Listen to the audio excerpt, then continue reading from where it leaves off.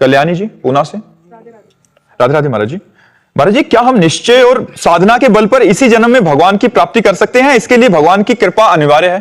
भगवत कृपा की आवश्यकता है। भगवत कृपा से ही वो साधना बनती है जिससे भगवत प्राप्ति होती है। जो साधना हम करते हैं उसमें एक मलिनता रहती है, मैं करता हूं, अहंकार विमूढ़ात्मा करता हमिति मन्यते, मैं साधना करता हूं, तब तक भगवत प्राप्ति नहीं होती। जब तक ये मैं करता बचता है तब तक भगवत प्राप्ति नहीं होती। भगवान की कृपा से साधना हो रही है तो ये अहंकार धीरे धीरे भगवान के चरणों में समर्पित होता जाता है। जब ये अहंकार भगवान को समर्पित हो जाता है तब वो निर्मल मन भगवत साक्षात्कार करने, भगवान बहुत परम पवित्र है, तो निर्मल मन जन सो मोहि पावा, मोहि कपट छल छिद्र न भावा, परम पवित्र परमात्मा उसके हृदय में प्रकाशित हो जाता है और वो उसी आनंद में हर समय निमग्न रहता है। जैसे कोई बहुत अफीम गहरी पाए हो तो आंख खुलना मुश्किल हो जाए, वो अब नशे में डूबा, ऐसे भगवान का विचित्र नशा होता है, उस नशे में डूबा रहता है हर समय, नाम में, भगवान के रूप में, भगवान की लीला में। तो जो साधना है, जब हम कृपा से साधना देखते हैं वो भगवत प्राप्ति के योग्य हो जाती है। और जब हम साधना कर रहे हैं और कृपा का आश्रय नहीं लिए तो हमको गिरना पड़ेगा। काम क्रोध लोभ मोह मद ये हमको गिराएंगे, तब हम रोएंगे, फिर कृपा का आश्रय लेंगे, तब फिर साधना जो शुरू होगी वो भगवत प्राप्ति कराएगी। मीनाक्षी मौर्य जी लखनऊ से। राधे राधे महाराज जी। महाराज जी, भगवत प्राप्ति में सबसे बड़ी बाधा क्या है जिससे साधक को बचना चाहिए? अहंकार। और भी बाधाएं हैं, परिवार से मोह होना, रुपए का महत्व होना, मान प्रतिष्ठा होना, पर ये सब धीरे धीरे नष्ट हो जाती है। अहंकार सबसे बड़ी बाधा है। अहंकार जब तक बना रहता है तब तक जीवत्व बना रहता है, जब तक अहंकार रहता है तब तक सारे दोष बने रहते हैं। संस्कृत मूल शूल प्रदनाना, सकल शोकदायक अभिमाना, ताते करें कृपा निधि दूरी, सेवक पर ममता अति भूरी। मोह है तो धीरे धीरे नष्ट हो जाएगा, धन के प्रति प्रियता है, धीरे धीरे वैराग्य हो जाएगा। जो साधना भागवतिक है इसमें भी अहंकार बना रहता है। ये अहंकार जब तक गलित नहीं होता तब तक भगवत प्राप्ति नहीं होती। तो भगवत प्राप्ति में सबसे बड़ी बाधा है देहाभिमान, अहंकार। मैं पुरुष हूं, मैं स्त्री हूं, मैं देख रहा हूं, मैं सुन रहा हूं, मैं कर रहा हूं, मैं भोग रहा हूं, मैं ऐसा करूंगा, मैंने ऐसा कर लिया। ये जो भगवत प्राप्ति में बाधा है, अहंकार ने कोई पूछ नहीं रहा तो आप अपने आप क्यों बता रहे हैं? आप अपने मुख से अपनी साधना को क्यों बता रहे हैं? यही चीज हमारे भगवत प्राप्ति में बाधक है। इसी को शांत रखना चाहिए, इससे देहाभिमान पुष्ट होता है। ये बातें हमें नहीं। जब कोई दूसरा कहे महाराज जी 12 ज्योतिर्लिंग के इधर, अरे हमारी कहाँ सामर्थ्य, तो भगवान शंकर की कृपा से हो गया, ये तो गुरु जी की कृपा से। और चुप, अपनी बात कहे ना। अगर कोई तुम्हारी प्रशंसा करे तो उसे काट दे कि मेरी कहां सामर्थ्य थी, तो गुरु जी की कृपा से हो गया। भगवान शंकर चाहते थे तो उनके दर्शन हो गए, नहीं हमारी सामर्थ्य कहां। ऐसे दैन्यता से अहंकार को काट करके भगवान की प्राप्ति की जाती है। अहंकार सबसे बड़ी बाधा है भगवत प्राप्ति होने में। अहंकार रूपी महल में ही काम क्रोध लोभ मोह मद मत्सर ये सब रहते हैं। अहंकार नष्ट हुआ, मूल जड़ नष्ट हो गई तो सब ऊपर की डालें पत्ते सब सूख गए। अहंकार नष्ट हो गया तो निष्काम हो जाएगा, वो वैराग्यवान हो जाएगा, वो शुद्ध ज्ञानी हो जाएगा, वो भगवत प्रेमी हो जाएगा। मूल है अहंकार का नाश होना। और ये सत्संग से और गुरु चरणों का आश्रय लेने से और सबके प्रति नमन भक्ति करने से ये नष्ट हो जाता है। पहला खूब सत्संग करो, दूसरा गुरुदेव के चरणों का आश्रय ले लो, और हर काम हमारा गुरुदेव की कृपा से होता है। और जो भी मिले उसको नेत्रों से प्रणाम करो, सबको, सब कोई भी आए तो पहले उसे प्रणाम करो, फिर मृदु भाषा से उससे वार्ता करो, क्योंकि सबके हृदय में भगवान विराजमान है। अगर ऐसा करोगे तो आपका अहंकार गलित होता चला जाएगा। जो आपसे ना बोले उससे आप जरूर बोलिए, जो आपसे द्वेष करे आप उससे प्रेम कीजिए, उल्टा, तब आपका अहंकार नष्ट हो जाएगा।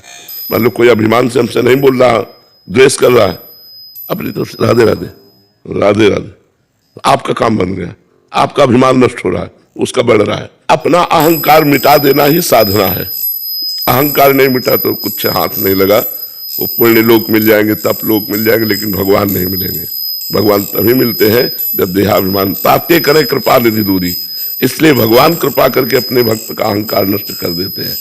सेवक पर ममता त्रिभुरी, भगवान अपने सेवक पर बड़ी ममता रखते हैं, बड़ा प्यार रखते हैं। इसलिए जिस साधक के हृदय में अहंकार होता है वो अहंकार चूर चूर हो जाता है, फिर वो दैन्य होकर भगवान की शरण में रहता है। जयेश दुबे जी। राधे राधे। राधे राधे महाराज जी। महाराज जी, पूजा या साधना के समय ईश्वर के प्रति जो भाव आता है महाराज जी, वो मतलब उनके प्रदत्त होता है या खुद से आता है, और इसी भाव में स्थित कैसे रहा जा सकता है? नहीं, पूजा और साधना के समय अच्छे ही भाव थोड़ी आते हैं, गलत भाव भी आते हैं। एक भाव नहीं रहता, एक भाव तो सिद्धों का रहता है। साधकों में कभी अच्छे भाव आते हैं, और रोना आ जाए पूजा करते करते, और नाम जप करते करते आनंद में रोना आ जाए, और उसी क्षण और गंदी बात आ जाए। जिस समय आप रो रहे हैं उसी समय गंदी बात आ जाए। तो वो रजोगुण तमोगुण सतोगुण के प्रभाव से अंतःकरण में भाव उठते रहते हैं। अभी वो दिव्य भाव नहीं है, वो एक बार भाव उत्पन्न होता है तो ये सब त्रिगुण माया के भाव शांत हो जाते हैं। जो रहे सदा ज्ञान एक रस, तो ईश्वर जीव ही भेद कहो कस, फिर ईश्वर और जीव में भेद नहीं रह जाता, वो भगवत स्वरूप हो जाता है। इसलिए अभी इन भावों का ज्यादा आदर मत करो, चुपचाप नाम जप करते हुए आगे बढ़ो। अभी ये मायाकृत भाव है, अभी ये भक्ति वाले भाव नहीं है। सतोगुण आया तो रोना आ गया, सतोगुण आया तो आनंद आ रहा भजन में, और उसी समय रजोगुण काम प्रवृत्ति आ गई, उसी समय गंदी बात आ गई। तो ये मन का अभी गंदा स्वरूप है, अभी निर्मल स्वरूप नहीं। जब निर्मल स्वरूप आएगा तो एक भाव रह जाएगा, केवल भगवत भाव। ये और कुछ स्फुरना ही नहीं हो रही, एकमात्र भगवान की स्फुरना, वो बात समझ में आती है, वो बात महिमा युक्त है। अमृता जी कर्नाटक से। श्री हरिवंश महाराज जी। महाराज जी, आपके चरणों में कोटि कोटि प्रणाम। गुरुदेव, सुना है कि संत दूसरों का कष्ट अपने ऊपर ले लेते हैं। महाराज जी, ऐसे कह रहे हैं कि आपके गांव में भी एक कोई संत हैं, जैसे कोई सभी दुख तकलीफ लेके उनके पास जाते हैं तो सबको आश्वासन देते हैं कि ठीक हो जाओगे, कोई नहीं, चिंता मत करो। तो महाराज जी, ऐसे में क्या लोगों को संतों भगवान के पास अपना कष्ट लेके जाना चाहिए? देखो, ठीक हो जाओगे, चिंता मत करो, ये तो संतों के मधुर वाक्य हैं। वो सबका कष्ट लेते नहीं है, भजन बल से उस कष्ट को मिटाते हैं। जो तपस्वी भजनानंदी संत होते हैं वो ऐसा करते हैं कि, और किसी किसी का, जैसे आपके कैंसर है, अब आपका भजन नहीं है और आप उनके बहुत सेवक हैं, परिजन हैं, तो आप जान नहीं पाएंगे, और वो कैंसर अपने शरीर में ले लिया, और वो दूसरा रूप लेकर उनके शरीर में आएगा। बुखार आया, पूरे शरीर में दर्द होने लगा, पैर में सड़न होने लगी, कष्ट हो, किसी को जानने नहीं देते। अगर वो ऐसा है तो सबको ये सब आप चिंता मत कीजिए, सब ठीक हो जाएगा, आप आनंदित रहिए, आप आनंद। ये तो संतों के मधुर वाक्य है, लेकिन किसी किसी निज सेवक का, सार्वजनिक का नहीं, निज सेवक का कभी कभी संत जन ऐसा कर लेते हैं। जो मान लो साधना में लगा हुआ, उसको प्रारब्ध बुला रहा है और उसको गिराएगा, अपना शिष्य है, बहुत भजन कर रहा है, तो उसको जानने भी नहीं दिया, उसके प्रारब्ध को घसीट कर अपने शरीर में ले लिया। वो तो भोगी रहे, आनंद में भोग रहे, उनको कोई परेशानी नहीं, और उसका प्रारब्ध नष्ट हो गया। सबका भोग नहीं ले सकते कि जनरल आदमी किसी का भी भोग अपने ऊपर, ऐसा नहीं, ऐसा नहीं, ऐसा नहीं, ऐसा भाव मत करो।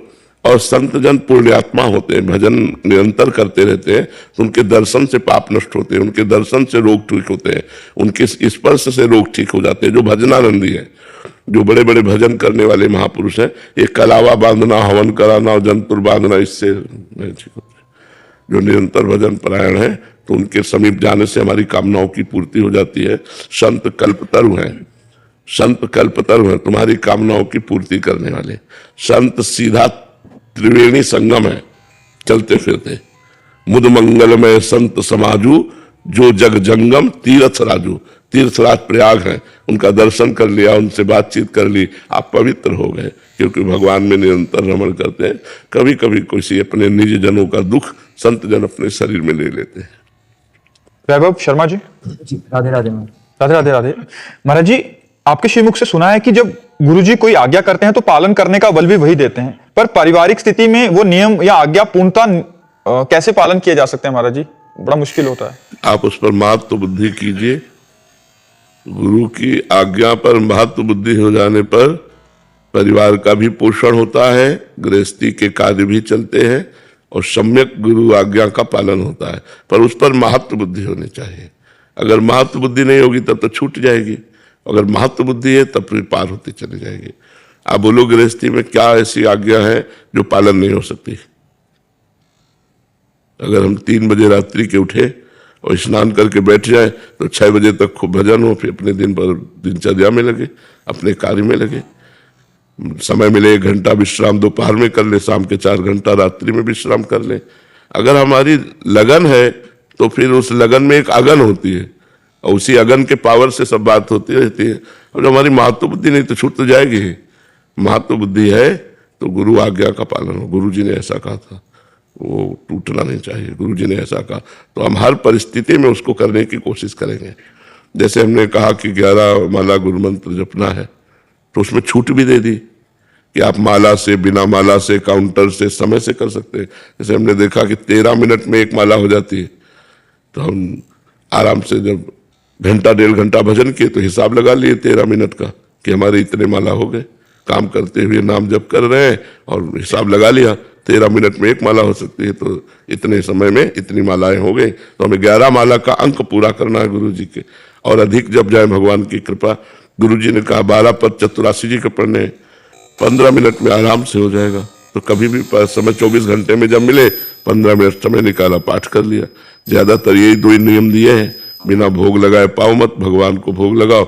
मंदिर में नहीं तो सामने आवे थाल तो जय भगवान की, राधा वल्लभ लाल की जय करके उनको अर्पित करते हुए पाल। सरल है, कोई ऐसी गुरु आज्ञा गृहस्थी में नहीं देते जो आप पालन न कर पाओ। हमें बताओ ऐसी कौन सी आज्ञा जिसका आप पालन नहीं कर सकते। जी, जब जैसे कहीं बाहर जाते हैं तो मतलब फोर्स करते हैं कि हम तो लहसुन प्याज खाते नहीं है तो तुमको भी यही खाना पड़ेगा, तो वहाँ पे बस ऐसे होता है कि नहीं। अब इसके लिए हमने एक उपाय बताया है कि अपने ठाकुर को काजू और किशमिश का भोग लगा लो, अपनी जेब में डाल लो 2-4 काजू किशमिश, और जहां गए ऐसा प्याज लहसुन तो उसमें प्रसाद डाल लिया अपना किशमिश का और पा लिया। तो हमारे प्रसाद से बढ़कर थोड़ी प्याज लहसुन है।